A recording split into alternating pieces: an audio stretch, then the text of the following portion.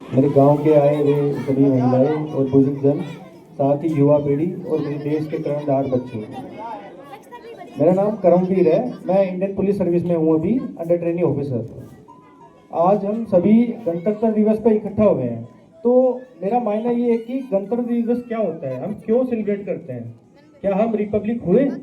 हम 1948, 50, 49 जब से चल रहे हैं, कंटिन्यू गणतंत्र दिवस बना रहे हैं। क्या हम गणतंत्र का मतलब समझ पाए? गणतंत्र दिवस क्यों मनाते हैं? क्योंकि उस दिन हमने भारतीय संविधान को अंगीकृत किया था। भारतीय संविधान हमें क्या देता है? कुछ अधिकार देता है। भारतीय संविधान हमें बोलने का अधिकार देता है। भारतीय संविधान हमें महिलाओं को अपनी आवाज उठाने का अधिकार देता है। भारतीय संविधान सभी बुजुर्गजन उनको सुरक्षा प्रदान करता है। हर प्रकार की सकारात्मक कार्रवाई से हमें आगे बढ़ाने का कार्य करता है। जो सदियों से चल रही त्रासदी, सदियों से चल रही सोसाइटी के साथ एक अन्याय, उसको रोकने के लिए भारतीय संविधान लाया गया था। आज मेरा प्रश्न यही है कि 77वें हम गणतंत्र दिवस पे हम उसका मूल्यांकन करें, हम कितना आगे बढ़ पाए हैं। ये हमें एक प्रश्न सोचने की जरूरत है कि हम कितना आगे बढ़ पाए हैं, हम अपनी स्थिति को कितना सुधार पाए हैं, हम कितना अपने पर काम कर पाए हैं।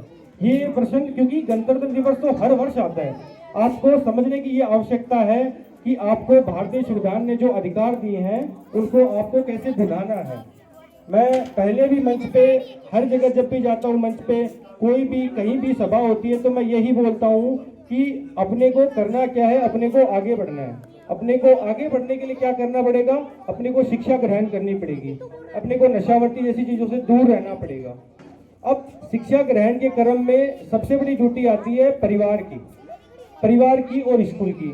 जिस हिसाब से आज का प्रोग्राम देख रहा हूँ तो मुझे लग रहा है कि स्कूल तो अपना काम कर रही है, क्योंकि मैं ये प्रोग्राम 7-8 साल से देख रहा हूँ कंटिन्यू। आज का जो प्रोग्राम है उसका लेवल पिछले वाले प्रोग्राम के लेवल से बहुत उच्च है। अब ड्यूटी आती है फैमिली की। फैमिली क्या वैल्यू सिखा रही है बच्चों को? फैमिली से सीखता है बच्चा कि कैसे चोरी नहीं करनी है, बड़ों का सम्मान कैसे करना है, बड़ों के सामने नहीं बोलना है, नशावर्ती से दूर रहना है। ये सब चीजें फैमिली सिखाती है। तो मैं माताएं, बहनें, उनके माता पिता सबसे यही अनुरोध करता हूँ कि अपने बच्चों को इस तरह से तैयार कीजिए कि वो इस देश के काम आए, वो बड़े होकर अपना एक टारगेट बनाए, वो रोजगार की दिशा में जाए, ना कि किसी अपराध की दिशा में जाए। लास्ट में यही होता है कि जिंदगी चल रही है, जिंदगी अपने बुजुर्गों ने भी जी है, पहले वालों ने भी जी है, वो भी अन्याय वाली जिंदगी थी, लेकिन हम कितना सुधार कर पाए, ये होना चाहिए अपना जिंदगी का मकसद। उसके साथ ही अपने अधिकारों के साथ एक आती है अपनी ड्यूटी, जो भारतीय संविधान देता है अपने को। ड्यूटी क्या है? ड्यूटी है देश के प्रति अपन सम्मान की व्यवस्था रखें, देश के झंडे के प्रति सम्मान दिखाएं, अपने सैनिकों के प्रति सम्मान दिखाएं। तो यह आवश्यक है कि आज के समय हम अपने अधिकार और कर्तव्यों को समझें। उसके बाद में यह होता है कि जैसे मैं एज ए IPS ऑफिसर के रूप में मैं आपसे सभी से अनुरोध यही करता हूं कि अपने जीवन में अनुशासन लेके आए। अनुशासन चाहे वो पढ़ने का हो गया, चाहे वो लिखने का हो गया, चाहे समझने का हो गया, चाहे अपने परिवार का हो गया, अपनी सोसाइटी का हो गया। अपने को एक रिस्पॉन्सिबल नागरिक बनना है। रिस्पॉन्सिबल नागरिक के रूप में अपने को हर चीजें एक व्यवस्थित क्रम में करनी चाहिए। साथ ही अनुशासन और एक कानून का पालन कैसे होता है? जैसे अब मैं एज ए पुलिस में हूँ तो मेरे को कॉल आते हैं कि मैंने हेलमेट नहीं पहना और चालान कट रहा है, तो आप मेरे को बात कर लो। मैं कई बार बात करता हूँ, लेकिन अभी मैं मतलब 4 महीने की ट्रेनिंग के बाद मैंने देखा है कि मेरे को बात नहीं करनी चाहिए। मेरे को पहले पुलिस वाले को ये बोलना चाहिए कि आप उनको बताओ कि हेलमेट बढ़िया बढ़िया लग रहा है। हाँ बढ़िया भाई। कि हेलमेट पहनना कितना कंपलसरी है, क्योंकि हेलमेट से ये नहीं है कि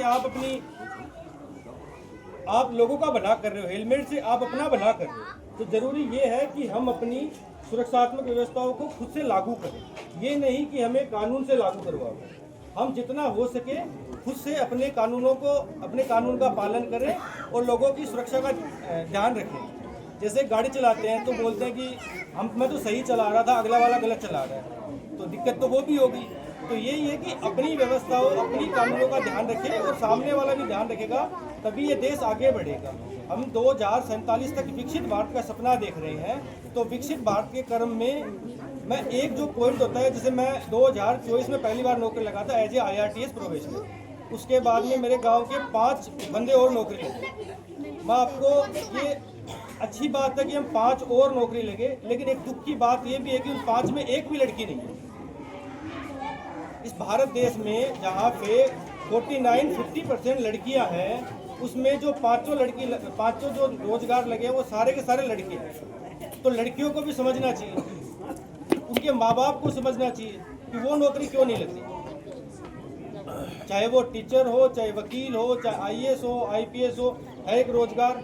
आप एक अपनी कंट्री को सर्व कर रहे हो, तो लड़कियों को भी ये समझना चाहिए कि उनको भी रोजगार के साधन, रोजगार प्राप्त करने के लिए ट्राई करना चाहिए।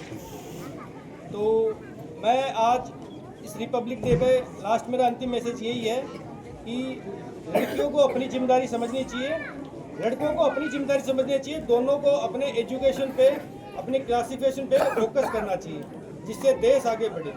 अगर हम समाज के अंतिम पीढ़ी पे खड़े, जो अभी जिस हिसाब से कंडीशन है, वुमेन लेबर पार्टिसिपेशन रेशियो है जो 17% लड़कियाँ ही सिर्फ काम कर पा रही है, उनको अगर 50% तक ले गए, वो 50% के क्रम में जो मेल है वो भी अपने आप आगे बढ़ेंगे, तो भारत देश का विकसित भविष्य का सपना जो 2047 तक मोदी जी ने सोचा है वो प्रॉपर कारगर होता दिख रहा है।